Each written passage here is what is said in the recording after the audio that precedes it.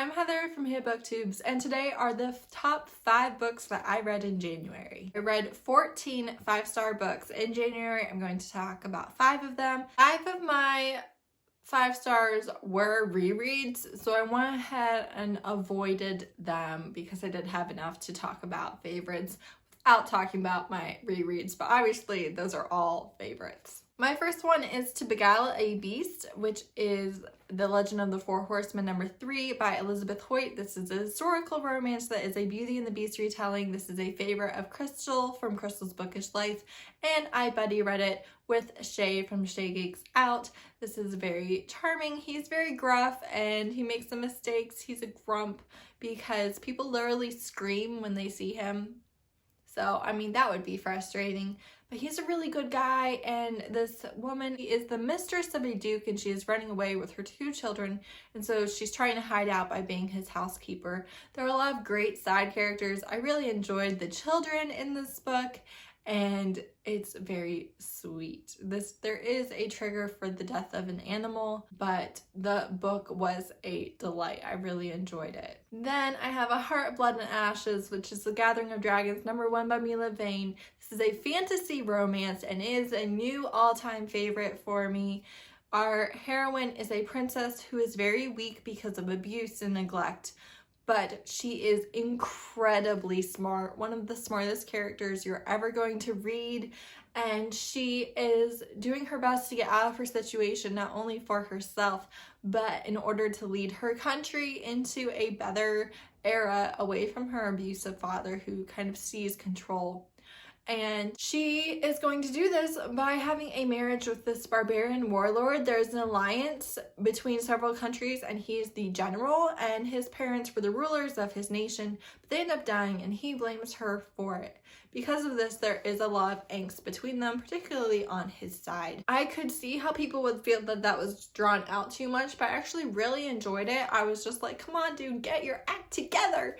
And she is such a good character. Like, how you could read this book and not love her is beyond me, because she was an absolute delight.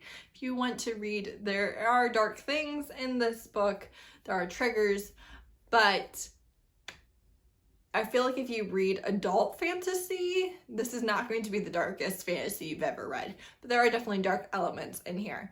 And the 2 of them, in a short period of time, having to work together, having to trust each other, having to overcome their differences and their biases, and also falling in love. So good. This is angsty. You know, I don't love the angst, but this is angsty. However, there are so many things that are happening with the couple right from the beginning. Even though it does take hundreds of pages for them to truly become a couple, it doesn't feel like it was drawn out because you have all these interactions between them for the entire book, and I just loved it. I'm reading the second book here in February, and this is a new all-time favorite for me. Next I have Let Me Please You, which is McClain Brothers 4.5 by Alexandria House. This is the novella for the sister. I have talked about the McClain Brothers series a ton since I read the very first book. I love this series. I honestly put this novella off so that it wouldn't be over. The heroes treat their women so well, so incredibly well. And this one, the sister of the brothers, she is older than our hero. She is tall, she is violent, she is crazy. I loved her. And then he is a bodyguard, and he's kind of a teddy bear, but he's huge. And he actually has diabetes issues, and she gets really mad at him if he doesn't take care of himself. And it's just, I really loved them. You actually see a lot of their romance playing out in the other books if you've read the McClain Brothers, because Alexandria House had initially not planned on giving her a novella, and she was kind of bullied into it. And I'm so thankful that people were like, hey, we need this book, because it was kind of the perfect addition and ending to the series. Then I read Return of the Thief, which is the Queen's Thief series #6 by Megan Winland Turner. This is the finale to the series. I've been waiting for this finale since I was like 12 years old, and it did not disappoint. This series is about a thief who claims that he can steal anything. In the first book, we follow a cast of characters who are on a journey to try and have him steal something, and all of them end up having their own roles. Even though the thief is kind of the main focus of the series, you read from a different person's perspective every book. A lot of times it's from the perspective of somebody that you weren't introduced to until that book, but it is fascinating to watch.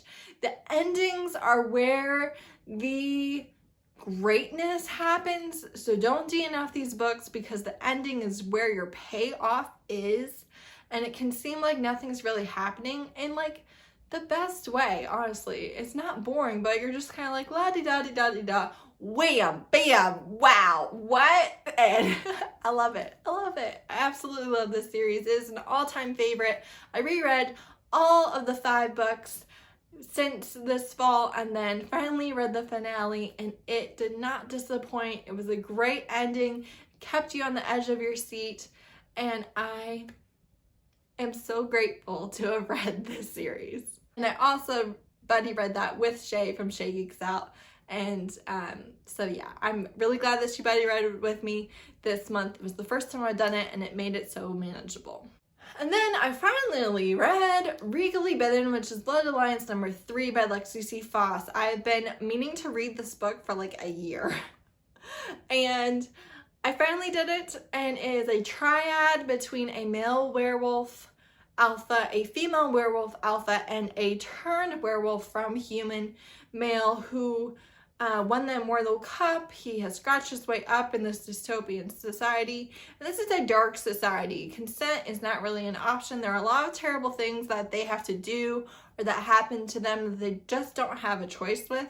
And a lot of times they're just going with the best option of what they've been presented, because ultimately they can't do just what's right or what they feel is needed, because they would all die.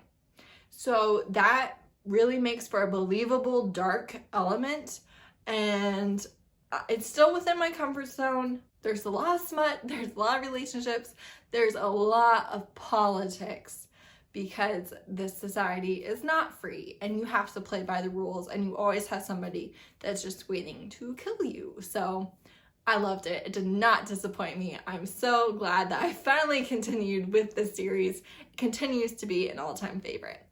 Those are my very top 5 books of January. Absolute delights. So good. So good. Let me know what your favorite book of January was. I would love to hear about it. Thank you so much for watching. Bye.